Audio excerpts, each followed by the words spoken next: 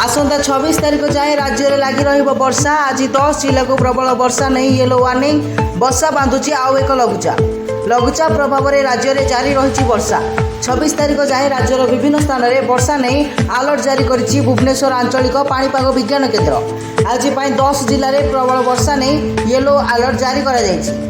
सुंदरगढ़, झारसुगुड़ा, बरगढ़, संबलपुर, केन्दुझर, मयूरभंज, जाजपुर, बालेश्वर, भद्रक और केन्द्रापड़ा को वर्षा नहीं सतर्क सूचना जारी करा जायछि। सेहीपरि 23 तारिख में 9टी जिला को येलो वार्निंग जारी करा जायछि। सेपटे 2 दिन पर बंगोपसागर आसुची आउ एक लघुचाप। यार प्रभाव में उत्तर ओडिशा रे बन्या परिस्थिति सृष्टि हेबा नहीं आशंका देखा देइछि। बंगोपसागर में सक्रिय अवपात ओडिशा उपकूल अतिक्रम करबा परे यह क्रमशः दुर्बल हेबो। हेले यार प्रभाव में राज्यर विभिन्न स्थान में तुहाकु तुहा वर्षा जारी रही। मालकानगिरी में बन्या परिस्थिति उपजी बेले आगक आहरी वर्षा आशंका थिबारु जिला प्रशासन अलर्ट मोड में रही। रिपोर्ट जागरण 24 न्यूज।